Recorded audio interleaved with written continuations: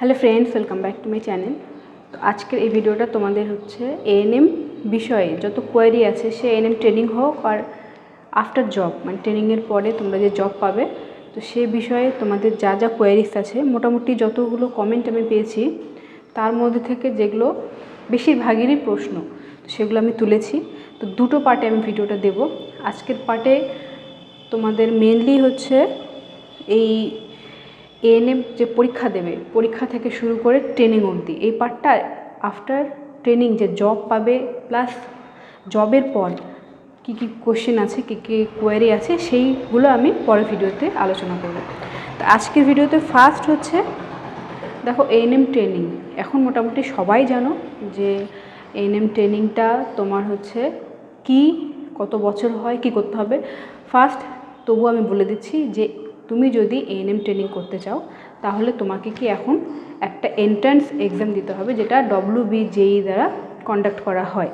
তো সেই এক্সামে এবার এটার ক্ষেত্রে অনেকের প্রশ্ন আছে যে এএনএম এবং জেএনএম দুটোর জন্য কি আলাদা আলাদা পরীক্ষা দিতে হবে? না, দুটো, তোমার এএনএম আর জেএনএম দুটোর জন্য একটাই পরীক্ষা হবে। এবার সেই পরীক্ষার তুমি যত মার্কস পাবে সেটার উপর ডিপেন্ড করে, মানে তোমার যত স্কোর হবে তার উপর তোমার র্যাঙ্কিংটা হবে এএনএম এবং জেএনএমের ক্ষেত্রে। তাহলে পরীক্ষা তোমাকে একটাই দিতে হচ্ছে, 1 নাম্বার।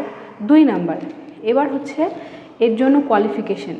তোমার প্রথমত তোমাকে এইচএস পাস করতে হবে, আর যেটা এজ লিমিট তোমরা বারবার জিজ্ঞাসা করছো যে কত এজ হবে, তো আগে এজটা একটা লিমিট ছিল, কিন্তু এবার থেকে এজের কোনো লিমিট নেই। যার যত বয়সী হোক তোমরা পরীক্ষা দিতে পারবে। যদি তোমরা ভালো স্কোর করতে পারো তাহলে ট্রেনিংয়ে চান্স পেয়ে যাবে। এটা হয়ে গেল। এবার হচ্ছে তোমার এই এএনএম ট্রেনিংটা যারা করতে চাইছো, তো অনেকেই বলো যে প্রাইভেট থেকে, হয়তো অনেকে আমাকে এমনও বলে যে প্রাইভেট থেকে করছে অলরেডি, তাহলে তারা সরকারিতে পাবে কি না। দেখো এএনএম ট্রেনিংটার কী ব্যাপার বলো তো, যে এইটা তো তোমার একটা পার্টিকুলার, ধরুন একটা সাবসেন্টার, সেখানে তোমাকে ওই একটা সাবসেন্টারের জন্য একটা এএনএম দেওয়া হচ্ছে, তাহলে সেখানে হিউজ সংখ্যক নেই। আর এখানে প্রাইভেটে তুমি এএনএম ট্রেনিং করে এসে, হ্যাঁ তুমি হচ্ছে প্রাইভেট যে হসপিটালগুলো আছে সেগুলোতে ঢুকতে পারবে, কিন্তু যতগুলো জিএনএম ক্যান্ডিডেট যারা প্রাইভেট থেকে করছে তারাই তো অলরেডি বুক করে ফেলে। তাহলে এএনএম ট্রেনিং করার পর তোমার প্রাইভেটেও চান্স পাওয়ার সম্ভাবনাটা অনেকটাই কম। যদি আগে থেকে কোথাও যোগাযোগ করে পারো সেটা আলাদা ব্যাপার, কিন্তু চান্সটা অনেকটাই কম। তো ওই জন্য যারা হচ্ছে প্রাইভেট থেকে করছো, এখনও অবধি এএনএমের ক্ষেত্রে গভর্নমেন্ট থেকে কিন্তু এরকম কোনো রুলস হয়নি যে তুমি প্রাইভেট থেকে করবে এবং তোমার নামটা তখন গভর্নমেন্টে ঢোকে। কারণ গভর্নমেন্ট থেকে এখনও অবধি এটাই হচ্ছে, যতজন গভর্নমেন্টে এএনএম ট্রেনিংয়ে চান্স পায় তাদের নামটাই, দেখো কোনো ইন্টারভিউ হয় না, কিন্তু কোনো এক্সাম দিতে হয় না, কিন্তু তোমার হচ্ছে যারা ট্রেনিং করে গভর্নমেন্ট থেকে তাদের নামগুলো একদম প্যানেলে, এই যে তোমার হচ্ছে ফেব্রুয়ারিতেই যারা 2023-এ কমপ্লিট করে বেরোলো, তারা কিন্তু ফেব্রুয়ারিতে পুরো যতগুলো ছিল সবার প্যানেল কিন্তু একসঙ্গে বেরিয়েছে। ওখানে কিন্তু যারা প্রাইভেটে বা অন্য কোনো নাম নেই, যারাই ট্রেনিং করেছিল তাদের কিন্তু নাম আছে। তাহলে এটা ক্লিয়ার করে নাও যে এএনএম তুমি হচ্ছে প্রাইভেট থেকে করলে এখনও পর্যন্ত এরকম কোনো রুলস গভর্নমেন্ট থেকে দেয়নি যে প্রাইভেট থেকে করে তুমি গভর্নমেন্টে পাবে। এটা হয়ে গেল। এবার ট্রেনিংয়ের কথা, দেখো ট্রেনিং তোমাকে 2 বছর করতে হবে। 2 বছর করার পর তুমি বেরোবে, তারপরে সেটা 6 মাস, মানে এটা পুরোপুরি ডিপেন্ড করবে সেই সময় কতটা দরকার। ধরে নাও তোমার এবার যেমন 1 থেকে 1.5 মাসের মধ্যেই নিয়ে নিল 23-এ যারা বেরিয়েছিল, সেটা তাড়াতাড়ি হতে পারে বা 6 মাসও লাগতে পারে, বা এমনকি 1 বছরও হতে পারে। কিন্তু যত তাড়াতাড়ি মানে সম্ভব হয় তত তাড়াতাড়ি কিন্তু এএনএমদের জয়েনিংটা হয়ে যায়। তো এটা হলো। এবার ট্রেনিংয়ের ব্যাপারটা দেখো, ট্রেনিংয়ে অনেকে বলে যে ইংলিশে, তো ওরকম কোনো ব্যাপার না। তোমার সাবজেক্টগুলো বেঙ্গলিতেই থাকে, আর তোমাকে পড়ে সেটা তুমি বাংলাতেই লিখতে পারবে। ওটার কোনো ব্যাপার না যে তোমাকে পুরো ইংলিশেই লিখতে হবে। ট্রেনিংটা এমন যে একদম টাফ, ওরকম কোনো ব্যাপার না।